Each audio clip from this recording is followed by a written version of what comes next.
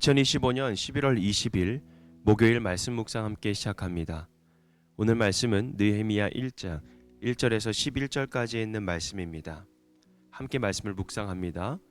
하가랴의 아들 느헤미야가 한 말이다. 20년 기슬루월 내가 도성수산에 있을 때에 나의 형제 가운데 하나인 하나니가 다른 사람들과 함께 유다에서 왔기에 이리로 사로잡혀 오지 않고 그곳에 남아있는 유다 사람들은 어떠한지 예루살렘의 형편은 어떠한지를 물어보았다. 그들이 나에게 대답하였다. 사로잡혀 오지 않고 그 지방에 남은 사람들은 거기에서 고생이 아주 심합니다. 업심여김을 받습니다. 예루살렘 성벽은 허물어지고 성문들은 다 불에 탔습니다. 이 말을 듣고서 나는 주저앉아서 울었다. 나는 슬픔에 잠긴 채로 며칠 동안 금식하면서 하늘의 하나님께 기도하여 아뢰었다. 주 하늘의 하나님, 위대하고 두려운 하나님, 주님을 사랑하는 이들과 세운 그 언약, 주님의 계명을 지키는 이들과 세운 언약을 지키시며 은혜를 베푸시는 하나님, 이제 이 종이 밤낮 주님 앞에서 주님의 종 이스라엘 자손을 위하여 드리는 이 기도에 귀를 기울이시고 살펴주십시오. 우리 이스라엘 자손이 주님을 거역하는 죄를 지은 것을 자복합니다. 저와 저희 집안까지도 죄를 지었습니다. 우리가 주님께 매우 큰 잘못을 저질렀습니다. 주님의 종 모세를 지키시어 우리에게 내리신 계명과 율례와 규례를 우리가 지키지 않았습니다. 주님의 종 모세를 시키시어 하신 말씀을 기억하여 주십시오. 우리가 죄를 지으면 주님께서 우리를 여러 나라에 흩어 버리겠지만 우리가 주님께로 돌아와서 주님의 계명을 지키고 실천하면 쫓겨난 우리가 하늘 끝에가 있을지라도 주님께서 거기에서 우리를 한데 모아서 주님의 이름을 두려고 택한 곳으로 돌아가게 하겠다고 하신 그 말씀을 이제 기억하여 주십시오. 이들은 주님께서 크신 힘과 강한 팔로 건져내신 주님의 종이며 주님의 백성입니다. 주님, 종의 간구를 들어주십시오. 주님의 이름을 진심으로 두려워하는 주님의 종들의 간구에 귀를 기울여 주십시오. 이제 주님의 종이 하는 모든 일을 형통하게 하여 주시고 왕에게 자비를 입게 하여 주십시오. 그때에 나는 왕에게 술잔을 받들어 올리는 일을 맡아보고 있었다. 아멘. 무너진 예루살렘을 위한 기도라는 주제로 함께 말씀을 묵상합니다. 우리가 요즘 함께 묵상해온 말씀의 흐름을 한번 돌아보면 하나님께서 우리 공동체에게 주시는 한 가지의 큰 방향이 보입니다. 먼저 에스더에서는 하나님이 보이지 않아도 여전히 일하시는 분임을 살펴보았죠. 포로지 항복판에서도 주님은 자신의 백성을 지키셨고 악한 음모가 뒤집히는 그런 놀라운 섭리를 이루셨습니다. 그래서 우리는 그 속에서 하나님의 감추어진 보호를 함께 묵상을 했죠. 그리고 이어진 학교에서는 귀환한 백성들이 먹고 사는 문제로 바빠 성전 재건은 뒤로 밀려있던 그 현실 가운데 하나님은 먼저 내 집을 세우라고 강하게 말씀하시면서 우선순위를 바로잡으라고 우리에게 도전하셨습니다.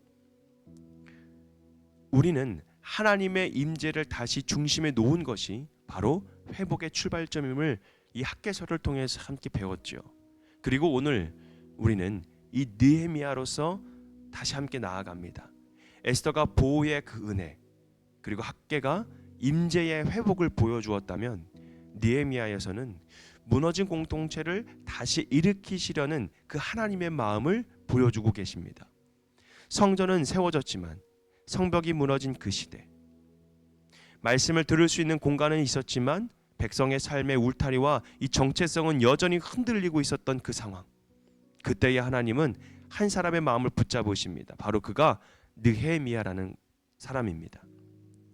오늘 우리는 그가 소식을 듣고 울부짖으며 금식하여 기도했던 그 마음, 그리고 기도로부터 시작되는 하나님의 회복 역사를 함께 살펴보려고 합니다. 먼저 무너진 현실 앞에서 멈추어 서 있는 그 마음. 느헤미야는 상경한 형제 하나니에게 예루살렘의 형편이 어떠한가를 한번 물어봅니다. 그리고 그 소식을 들은 그는 즉시 주저앉아서 울었습니다. 그리고 며칠 동안 금식하며 하나님께 부르짖습니다. 여기에서 우리는 중요한 한 가지를 배우게 됩니다. 회복은 슬픔을 볼 줄 아는 그 마음에서부터 시작이 되는 것입니다. 무너진 자리 앞에서 아무렇지 않게 지나가는 사람을 통해 하나님은 회복을 이루지 않으십니다. 느헤미야의 눈물은 하나님이 그에게 주신 부담이었습니다. 그러나 느헤미야의 기도의 중심은 바로 자신과 공동체의 죄를 함께 고백하는 회개가 있었습니다. 저와 저의 집안까지도 죄를 지었다라고 고백하죠. 그는 문제의 책임을 다른 누구에게 돌리지 않습니다. 왕, 정치의 그 상황, 예루살렘 사람들을 탓하지 않았죠. 먼저 자신의 그 자리에서 무너진 것을 고백했습니다. 그것이 바로 죄였습니다. 오늘 우리가 붙잡아야 할 중요한 원리입니다. 무너진 공동체는 누군가의 회개로 다시 일어나기 시작합니다. 남 탓이 아니라 우리의 죄를 보는 그 눈이 필요하다라는 것이죠. 그러면서 약속을 붙드는 그 기도를 통해 하나님은 회복을 열어나가십니다. 느헤미야는 자신의 감정만 말한 것이 아니라 하나님께서 모세에게 주셨던 약속의 말씀을 붙들고 기도합니다. 여러분, 우리는 말씀을 붙들고 기도하는 것도 우리가 훈련이 되어야 합니다. 그렇기 때문에 우리가 말씀을 계속해서 묵상하며 들리는 그 음성 가운데 들리는 그 말씀을 통해서 우리가 주님 앞에 기도해 나가는 거예요. 말씀을 통해서 깨달은 바, 말씀을 통해서 하나님께서 말씀하신 바를 우리가 기도를 통해서 다시 부르짖는 것입니다. 우리가 돌아오면 다시 하나님께서 모으시겠다라는 그 약속의 말씀을 믿고 기도하는 겁니다.